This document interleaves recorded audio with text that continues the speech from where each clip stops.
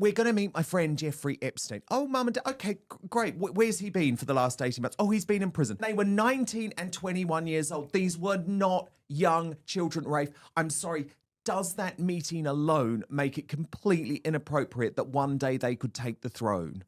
Well, one day they're never going to take the throne. But that's they could. They will never. No, we have lines of succession for a reason. It's not a popularity contest. No, it doesn't matter what they do. We have to put up with them. It's almost like the mob in the street just baying for blood, finding anything that they can do now to damage this man. We're just trying to beat a man who's already on the ground.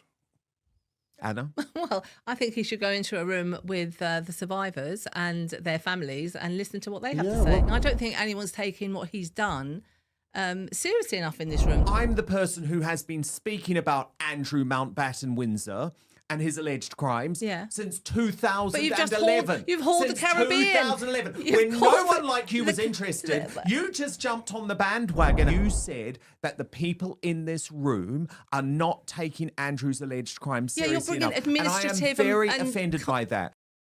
As the crisis for the British royal family deepens after the release of the Epstein files, there is another big question. Should Andrew Mountbatten Windsor, the disgraced former Duke, and his daughters, Princesses Beatrice and Eugenie, who I have to be honest, are now implicated in this scandal too. I know a lot of you feel sorry for them, but they didn't play this correctly, in my opinion. Should they be removed from the line of succession? So the clash continues now with royal historian Rafe Heydel-Mankoo and the author Anna May Mangan. Anna, let's start with you this time. 1 minute. Why should Andrew, Beatrice and Eugenie be removed from the line of succession? Well, it's obvious why Andrew should be removed, because he's under criminal investigation. It sounds as though he was in cahoots with passing over sensitive information about the country. So, that, I mean, in my opinion, that's a form of treason. So he has no place in the line of succession. I mean, the worrying thing is, I mean, look at all the bombs that have been going off. We really are. We have to be careful because there's not a lot of them now. And he's dangerously close to high up in the line of succession. His daughters, I think they have travelled with him a lot on business trips, particularly to the ones in the Middle East. They've also been present at a lot of the pictures in the palace. And I think that they have developed a little black book as a result of Andrew's connections, which are not always savoury, wholesome. And if they were out there... There's your minute. We'll continue this conversation. Rafe? Why should Andrew, Eugenie and Beatrice stay in the line of succession? Your minute starts now. I find this such a remarkable and ridiculous thing to be discussing. You know, he is 8th in line to the throne. The chances of him becoming king are as remote as the person who's 1,000th in line to the throne. I mean, never in history has anyone who's even 4th in line to the throne been realistically expected to become king of this country. This is not an issue of morality. This is an issue of the constitution and of the institution of the monarchy. This is decided by law. It goes back to 1701, the descendants of the Electress Sophia of Hanover. The line of succession is huge. It covers thousands of people, including people who are Catholics and others as well. You can't just tamper and do away with the principle of hereditary succession. If you believe in the monarchy, you believe in the principle of hereditary succession. I would also say, even if it was closer to the throne, like Prince Harry, I don't think he should be removed from the line of succession. Again, there's no chance in hell that anyone's going to become, but it would open a huge can of worms constitutionally and globally around the Commonwealth realm. So you will be basically doing something which has no real value, with the potential risk of leading to republics around the Commonwealth. Okay, time's up. Anna May, look, the point that Rafe is making here is that people like you are using this to try and effectively undermine the monarchy. Because, of course, if you take individuals, right, like, yeah, you don't want Andrew there, but you don't want Harry there either. Fergie. But actually, well, she's not in the line of succession, thank God, because she's not a blood royal. They've been married until he dumped her recently. They've been together. But of course, you've got to be a blood royal to be in the line of succession. Yeah. But that's not the point. It is our system. And so you've just got to accept that's the way a hereditary monarchy works. And a hereditary monarchy is a good thing. There's more than one way for a monarchy to look, though. I mean, there's a place in Malaysia, I'm not sure where exactly where, but there's a monarchy there, and they get elected every 5 years. I mean, I'm not suggesting that we do that, but They have there are 8 monarchies in Malaysia, and they all rotate. So Yeah, I don't know whether you want to have more kings than there are currently. My point is that there's more than one way of doing this, and we shouldn't accept, just like we wouldn't accept a bankrupt and emotionally, morally bankrupt political system. Why should we accept the royals in that condition? I mean, they've been disgraced. Everyone's been laughing at Andrew and Fergie for years, haven't they, really? The profligate spending, all the things that she was up to, the lack of money, the fake sheikh selling access to the royals. I mean, we've been watching that in the Sunday papers for years and thinking, oh, well, yeah, they're not too, let's put up with it. It's not too bad. But actually, it's gone on now. And now we're talking about sexual exploitation. It is bad and it is irrevocable and something's got to change. And I think Charles has managed to deal with it in a way that he hasn't actually addressed it. He's talking about it without addressing it. And Beatrice and Eugenie, in my opinion, are at the heart of this. One of them is in business. She does a lot of business in Dubai, which is where her parents will probably end up. And they made those connections on trips, with like taxpayer-funded trips abroad with him. Yeah, I mean, Rafe, we do have to have a conversation about these two princesses, right? Because they do retain these titles, Rafe.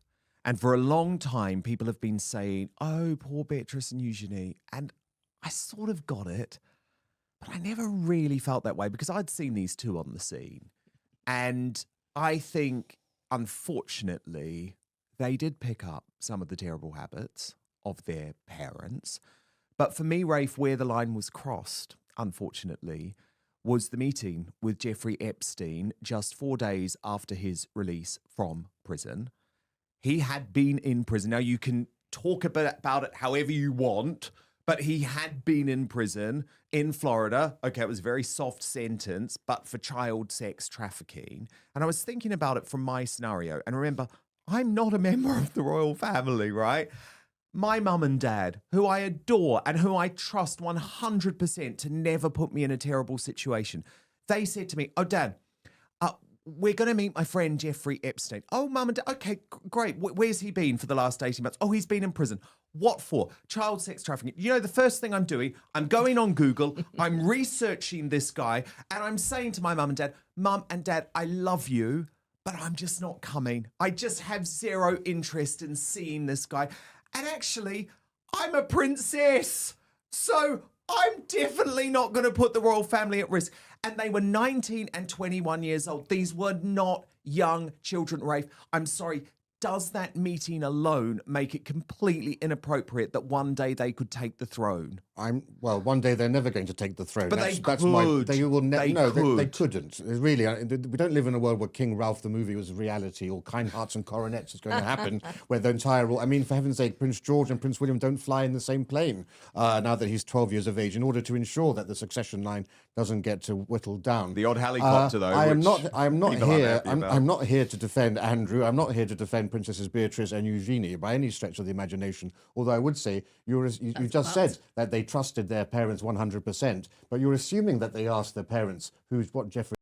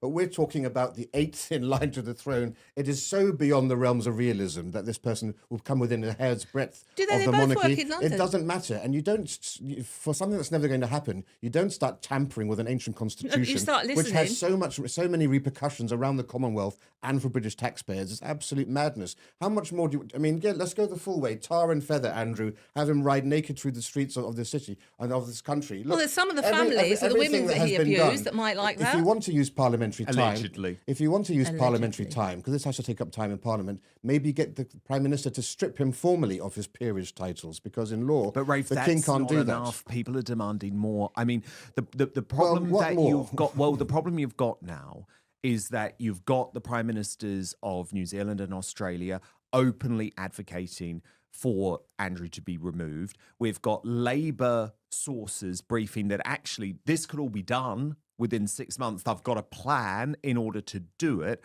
And I almost feel like it was the boy who cried wolf in terms of removing Andrew off his titles to begin with. Because remember, we were told, oh, this could never happen. It's impossible. And then all of a sudden, overnight, it did happen. It didn't happen. It didn't happen. He is still legally Duke of York. He's also an Earl and a Baron. He's not His Royal Highness the Duke of York. He's His Grace the Duke of York. All the king can do is stop him using the titles formally, but legally he remains. Only Parliament has the power, because peerage titles are a form of property, and it's a long-standing principle. The monarchy cannot take your property away from you. Only the elected representatives in Parliament can do that. So the king has done all he can. The ball is in Keir Starmer's court. If he wants to strip him of those titles, I would say, for a man who takes his title so seriously, that would be a real punishment for Andrew, who is so proud, rather than removing him from the line of succession, which means absolutely nothing. For proud, I would swap arrogant, and you've just Yes, made my